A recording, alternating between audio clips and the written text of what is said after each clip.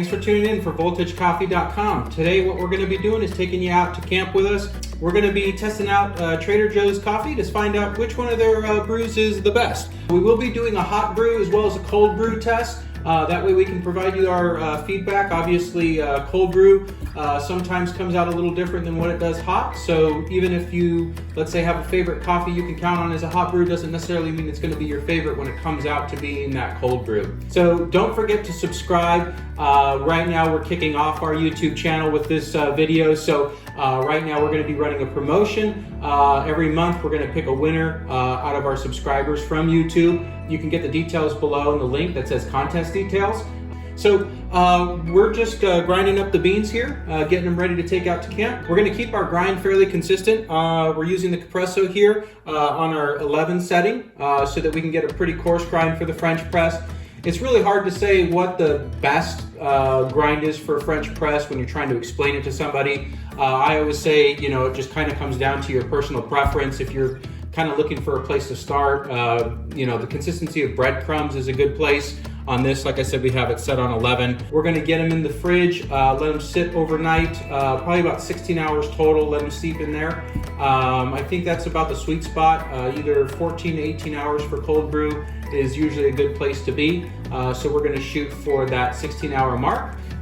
In the full lineup here, we've got everything from $4, starting at the cold brew for $3.99, all the way up to $10 for the, I believe it's the Ethiopian runs the $10. So if you want to catch all the details on the testing, any updates to new coffees that they're going to add, that we're going to do taste tests after this video is created, just go ahead and click the link to the website page in the description and you'll get all the details from there. We'll look forward to seeing you out at camp where we'll be testing these all out in the desert there in Superior, Arizona. Hey, Nate here for Voltage Coffee. We are now set up at camp in the shadow of beautiful Picket Post Mountain just outside Superior, Arizona. As you can see, we got a lot of Trader Joe's coffee here. We've got 10 kinds of beans that we ground up, got in the French presses for cold brew. Each one of these has 70 grams of ground coffee plus 375 grams of water. We'll throw all these in the fridge, and in the morning we'll try them all out. We've also got this instant coffee here that we'll see if is worthwhile at all. So, it's time to kick back, enjoy camp, and see you in the morning.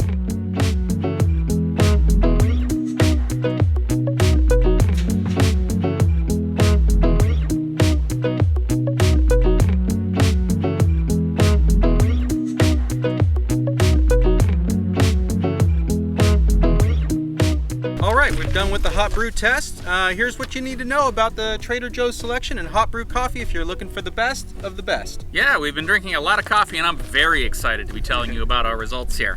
At the highest end, our favorite was the Peru Cajamarca. That was just great. It is pretty much good for all times of day. It's mellow, it's balanced. We get sort of interesting flavors like pear and vanilla and like some rye maybe. Yeah. It was absolutely delicious and I loved it. Yeah, no super all-star there as far as doing anything too creative. Just your everyday coffee, but really, really good. Yeah, just right. Yeah. A little step down from there, we have the Cafe Pajaro, which is one of our favorite everyday coffees. It'll have you flying. It is bold. It's got a nice sort of molassesy sweetness with brown spices, kind of floral. One of the best finishes we had out of all these. Oh yeah. So that's something you can carry with you all day. If you're looking for a treat, the Rwanda Isimbi was completely different than everything else on the page here.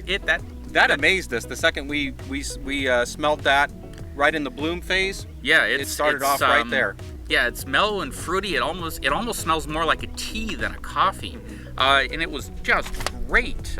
We were getting sort of honey and fruit out of that. Yeah. So like say some berries on the finish. I would not want to drink that every day, but I would love a cup of that at any other time now, since I don't want to see coffee again. Yeah, kind of like one of those coffees you'd find at those nice hotels. Sure. Nice little treat. Yeah, this reminds me of the sort of thing that I'd get, going to the fancy place. Now for your sort of mid-range, for your everyday coffee, I think it's just kind of coming down to what kind of roast you like. If you like the really dark roast, the French roast is quite good. French roast is not my favorite, but that came out pretty well. It's roasty, it's bold, it's got kind of baking chocolate and toasty almond sort of flavor to it. It's big, it's not super complex, but it was good enough. Yeah, I mean, the Sumatra was pretty good too. Maybe a little less going on with the Sumatra than when we were looking at that breakfast roast. Yeah, the Sumatra takes it down a big notch from the French roast. Yeah. We get the roastiness, some sweetness, kind of some dark fruit in there. This is your nice kind of straightforward morning coffee. Or if you like it in a lighter roast, the breakfast blend was mellow and low key. It's kind of mild and floral. It's easygoing and straightforward. I'd say a good way to start your day. Yeah, it didn't do anything wrong, nothing necessarily insane crazy, so yep. Good breakfast. Yeah, so this area here is sort of your core everyday roasts. Yeah, so moving on down from our sort of everyday brews, we've got the Ethiopian, which wasn't really up to par. It was pretty average and nothing all that interesting. Yeah. But that's better than what we'll call our losers. Your basic Joe's medium and dark were really not good. Which we've heard good things about. Yeah, but didn't taste good things about. Can't say I was impressed by either one of those, especially that Joe's Dark has a really unpleasant finish that just hangs around. Almost as if like it was burnt. Yeah. Maybe we just got a bad batch or something. I don't Maybe. know. It cast a pall over my whole morning if I were to drink that. Then, not good, but probably doing the wrong thing, we have the Bartista Espresso, which was very bold, but no fun in the pour-over. Yeah. I gotta figure that's gonna be a lot better off if you're actually making espresso, like it says on the bag. Yeah, that was all base, no highs, nothing, just basically one-sided on that. But can we really be that surprised when it's supposed to be espresso? We did the wrong thing with it and got a bad result. So I wouldn't make pour-over out of it, just like it says on the bag. Yeah, but the Rwanda Isimbi, a big surprise out of the Trader Joe's mix here. Yeah, the high points are very high, the low points are very low. We're really liking our Trader Joe's journey. So the next step on that road is going to be the cold brews. We'll try them all out and be back with you with some new results.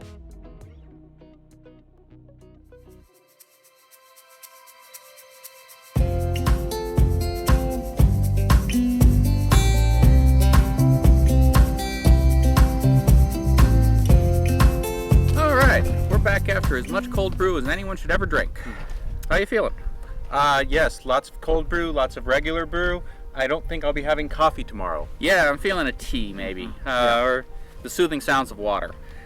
All right, so when it came to the cold brew, there was a couple that really blew us away. The best of them was the Rwanda Isimbi. Wow, that one was all around everything you would ask for. Had a great balance, had a great floral aftertaste, had a great everything. Very berry all the way through.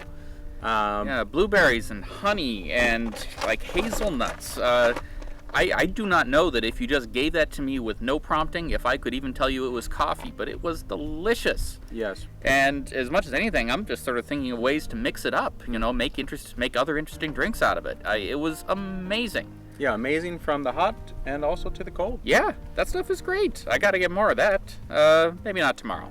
Our other great ones in the cold brew category, we had the breakfast blend. It seems like our trend is that we kind of like the more medium roasts a little better than the dark roasts on the cold brew.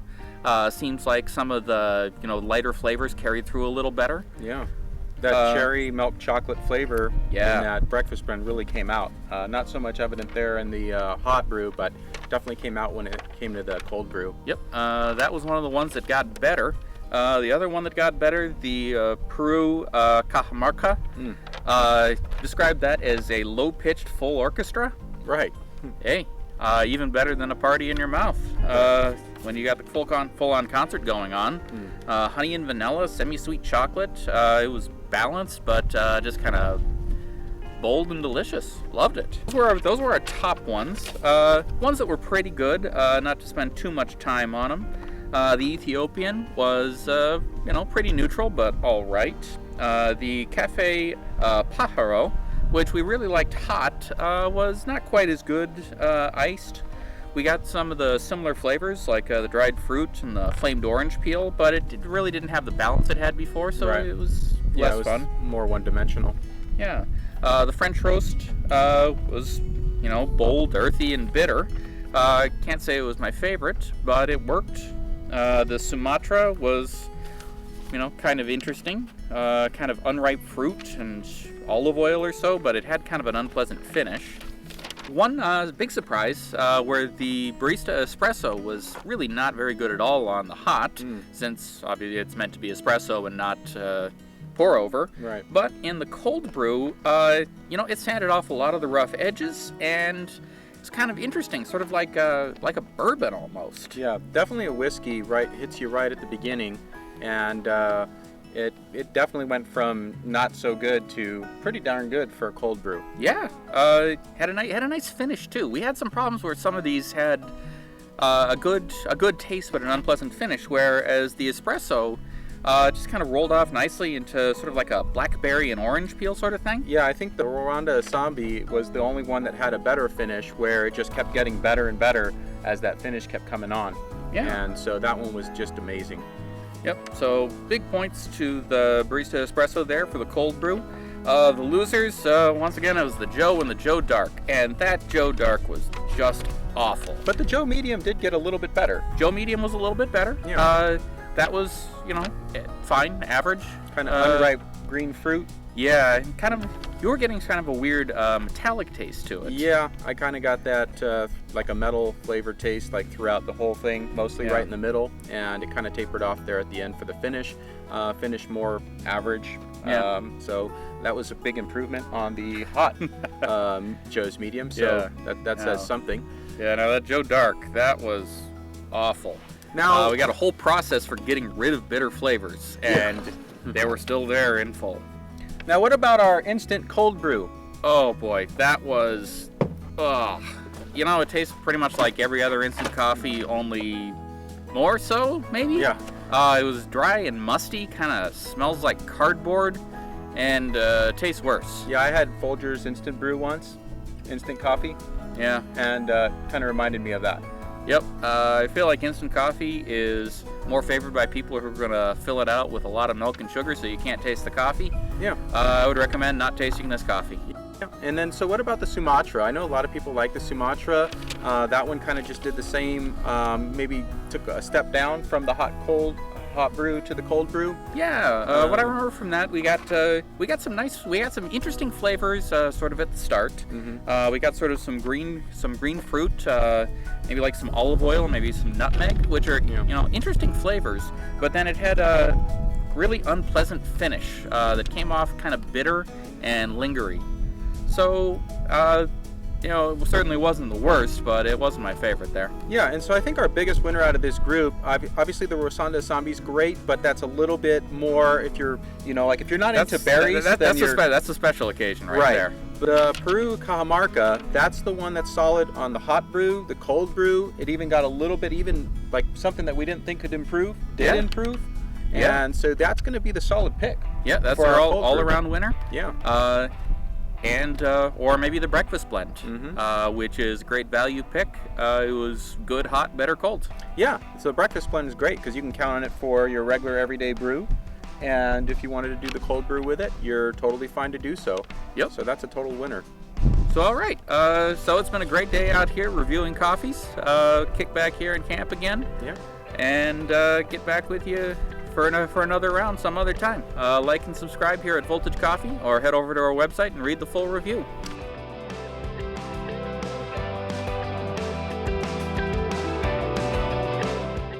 Coffee or water as desired. This looks terrible. Yep.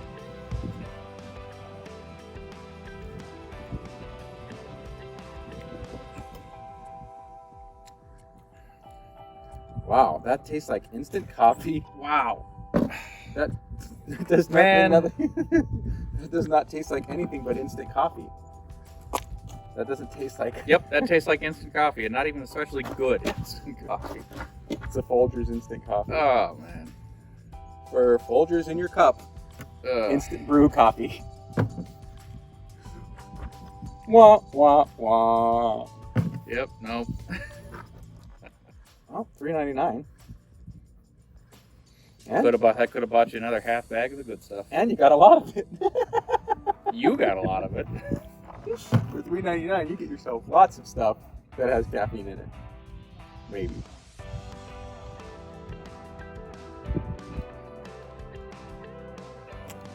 God.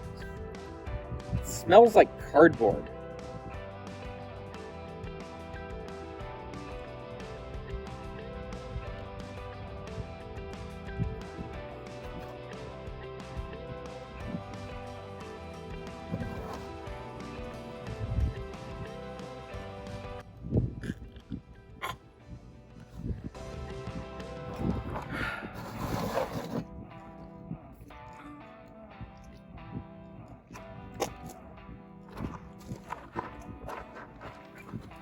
So the Peru Cajamarca, what is it? The Peru Cajamarca regular everyday stuff. We really like the Peru Cajamarca. You got me doing it now. 3, 2, 1. For your more everyday stuff, we really liked the Peru Cajamarca. 3, 2, 1. For our, you know how in like a sitcom, the kids smoking cigarettes and they make them smoke the whole pack? I feel like that with the coffee. Man. I think it's time for a nap. I'm gonna be able to sleep.